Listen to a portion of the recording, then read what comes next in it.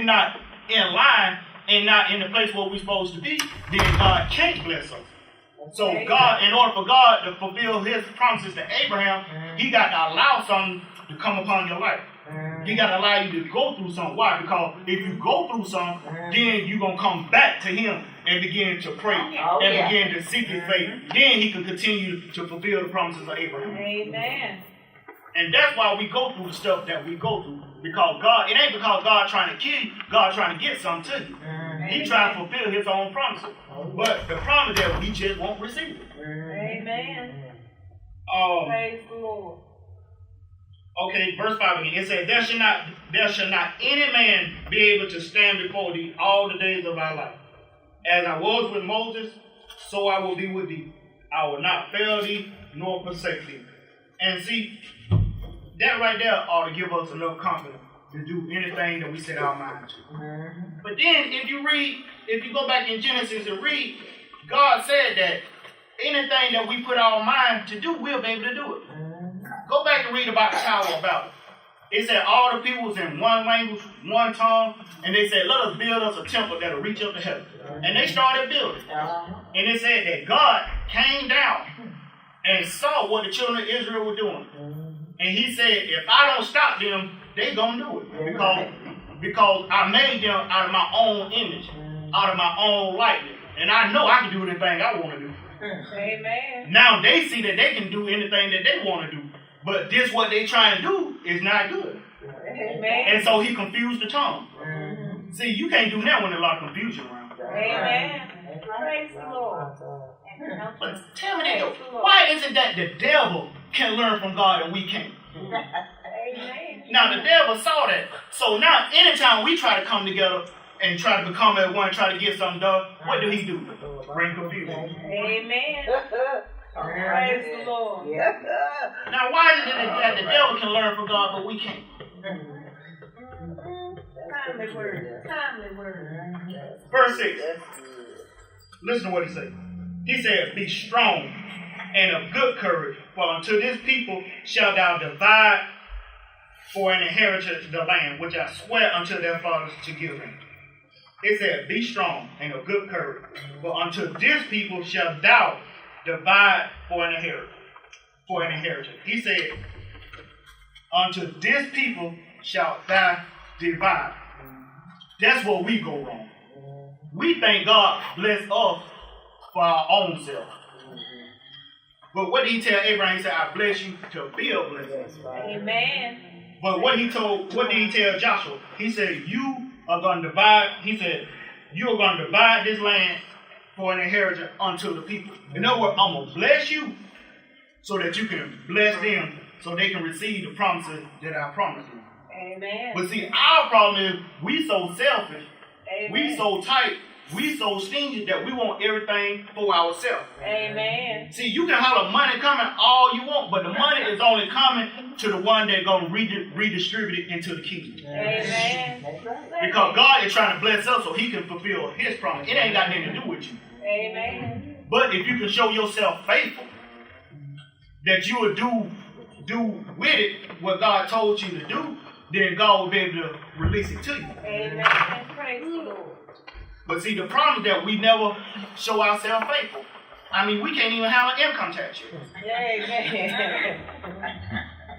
And now think about it. Okay, how can you become a distribution center if you always want with your hand out? There you go. You wouldn't believe the number of church folk that say, don't you want to put something in my hand so God can bless you? I'm like, if you need some money, just add the borrow. Don't come with all these schemes and things. Amen. That's right. And that's why God will bless because he know you will distribute. Amen.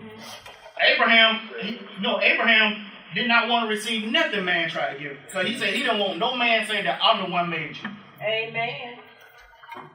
Now, will you sell out or will you wait on God? Amen. Amen. Word for the word of God. And see, you got to understand your calling and your purpose. That's right.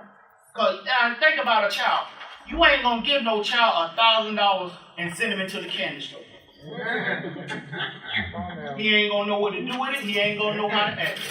Same thing with God. If he know if he know the only thing you're gonna do is just go out and buy your car, fill it up with music, put big giant rims on it, buy you a couple of 1,000 gold chains, and and show off and all that stuff, God ain't gonna put it in your hand. That's right. That's right. It said, be strong and of good courage, for unto this people shall thou divide for an inheritance the land which I swear unto their fathers to give them. Verse 7, only be thou strong and very courageous. Now, mighty funny that God repeated himself. He just told him a while back, be strong and courageous. Now he's telling them again. Why? Because that's our biggest problem, fear. We're afraid to do anything. And that's the problem now, is that it's hard to find somebody that will stand up and lead a nation into the promised land. That's right. Why? Because they ain't even got no confidence that they can get done themselves, let alone try to lead somebody else there. That's right. Go ahead. But God is looking for somebody that'll be strong, that'll be courageous, that'll be faithful, and lead the people into the promised land. But here go our problem. We'll get there, but we ain't finna tell nobody else how to get there. That's right. Amen. If you don't believe it, look when the children of Israel, when they were right at the edge of the promise. Moses sent the people over there to spy out the land. Now, they went over there. They got their grapes. They got their pomegranate. But then they came back and told the people, it's giants in the land. The people too big. We can't do this. But they went over there and got there. Now, they went over there and made it back alive. And you tell me 2.5 million of us can't go over there and do it? Amen. And see,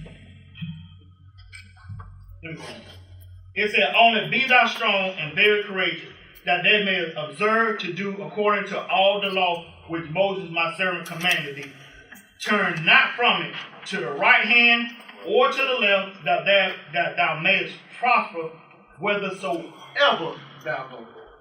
God said, only thing that you got to do is get these principles, apply it to your life.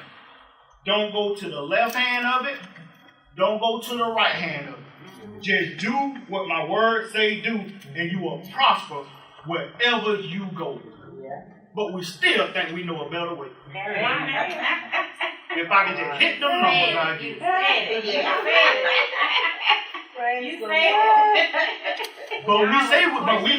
But the question before we started was, do we believe the Bible? Do we believe God? And everybody rolled their hand up and said, yeah. I mean, the way is laid out before. Only thing we got to do is follow the instructions. Now, here go what I'm trying to make my way up to, verse 8.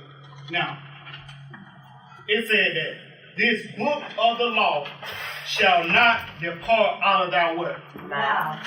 Now, he said, all this stuff that I just told you, he said, it should not depart out of your mouth.